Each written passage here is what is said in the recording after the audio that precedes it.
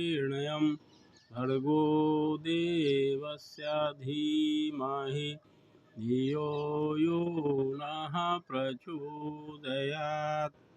वंशी विभूषितकरान्नवनीरदाभात् पीताम्बरादरुणबिम्बफलाधरोष्ठात् पूर्णेन्दुसुन्दरमुखादरविन्दनेत्रात् कृष्णात् परं किमपि तत्त्वमहं न जाने। वन्दे राधापदाम्भोजं ब्रह्मादीश्वरवन्दितं यत् कीर्तिं कीर्तनेनैव पुनाति भुवनत्रयम्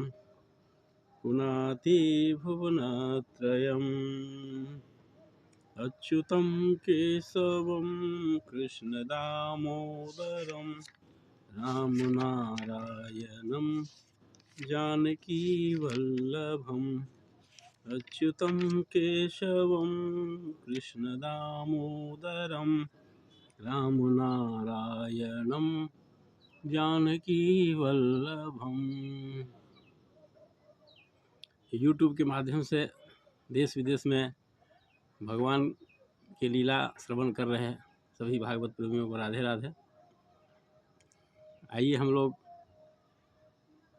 कुछ देर ब्रजभूमि की चर्चा करें जो सबको आनंद प्रदान करने वाला है। एक रोज एक फल वाली फल बेचते हुए नंद बाबा के घर के सामने से गुजर रही थी। उसने आवाज़ लगाई, फल ले लो, फल ले लो। तो भगवान कृष्ण बच्चे थे, वे आवाज़ सुन करके दौड़े दौड़े आए। और उस ज़माने में भी होता था, आज भी होता है कि देहातों में लोग अन्न दे करके फल लेते हैं, या अन्न भी एक माध्यम है, अनाज भी एक माध्यम है क्रय विक्रय का। धान है, गेहूँ है, या इस तरह के और भी जो होते हैं अन्न। तो भगवान कृष्ण चूँकि देखते थे अपने घरों में, अपने क्षेत्र में, अपने गाँव में ऐसा करते हुए, तो उन्होंने एक मुट्ठी अनाज लिया और अपने बाल सुलभता से दौड़े दौड़े उस फल वाली के पास आए। तो फल वाली तक आते आते उनके हाथ से सारे अनाज नीचे गिर गए थे और महज 2-4 दाने उसमें रह गए थे। लेकिन फल वाली का भी भाग्य उस रोज खुला हुआ था। उन्होंने बड़े खुश होकर के ये नहीं देखा कि भगवान के हाथ में चावल की मात्रा कितनी है।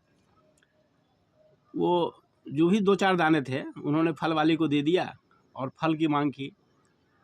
तो फल वाली ने भी क्या किया कि उन्होंने ऐसा कुछ नहीं सोचा कि कितना अनाज नहीं है, वह भगवान कृष्ण के हाथ में जितना फल अट सकता था उतने फल दे दिए। और जैसे ही उसके बाद भगवान फल लेकर के अपने घर की ओर मुड़ गए और टोकरी वाली फल वाली जैसे ही मुड़ी आगे बढ़ने के लिए, तो देखती क्या है कि उसके टोकरी में रत्न भरे हुए थे, पूरे के पूरे रत्न भरे हुए थे। देखिए भगवान की कृपा किस तरह से बरसती है लोगों के ऊपर, भक्तों के ऊपर। अगर हमारे प्रति अगर हमारे मन में भगवान के प्रति समर्पण का भाव हो, स्नेह का भाव हो, प्रेम का भाव हो, तो भगवान उसी भाव को ही देखते हैं। वो धनी है, गरीब है, उससे कोई मतलब नहीं होता है भगवान को।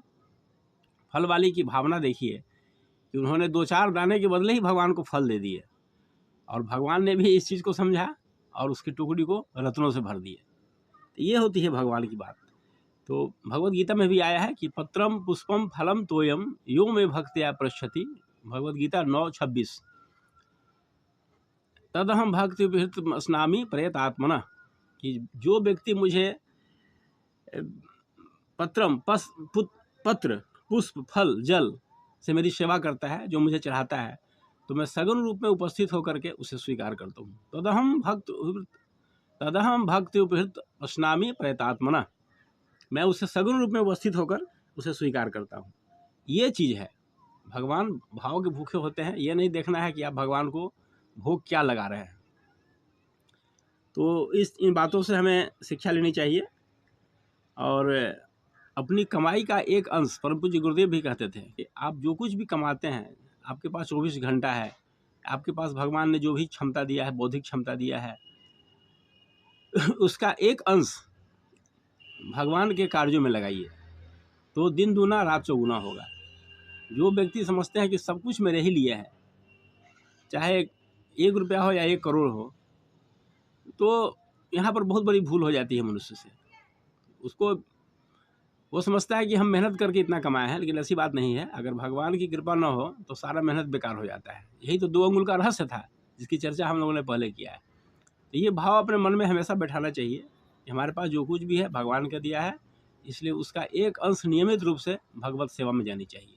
परम पूज्य गुरुदेव ने भी ऐसा ही निर्देश दिया है, और संसार के सभी साधु पुरुष ऐसा ही कहते हैं कि आपकी कमाई का, ऐश्वर्य का, जो कुछ भी आपके पास है, कुछ नहीं है तो समय 24 घंटा जरूर है, तो कुछ पल भगवान की सेवा में लगाइए। यही जीवन की सार्थकता है और यही यहाँ संदेश है। तो अब हम गोकुल की बाल लीलाओं को प्रणाम करते हुए वृंदावन की ओर चलते हैं, जिसकी थोड़ी सी चर्चा हम कर चुके हैं। कि उपनंद जी ने सुझाव दिया था, सबने देखा कि गोकुल में नित्य नए उत्पात हो रहे हैं, तो राक्षसों से बचने के लिए उन्होंने एक जगह चुना, वृंदावन नाम का, जो बड़ा ही सुहावना था।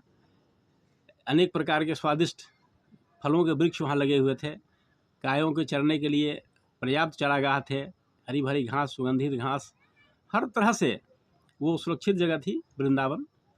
उस जगह पर जाने का उन्होंने फैसला किया, और तुरंत, जैसे हम लोग अगर कोई अपना घर छोड़े तो बहुत तरह से सोचना पड़ता है कि घर छोड़ रहे हैं तो कैसे क्या होगा, इतना सामान, इतना संपत्ति होता है कि आदमी को सोचना पड़ता है। जिसका पास जो भी है उसको ले जाने में कहीं बाहर बहुत कुछ सोचना पड़ता है, व्यवस्था करना पड़ता है।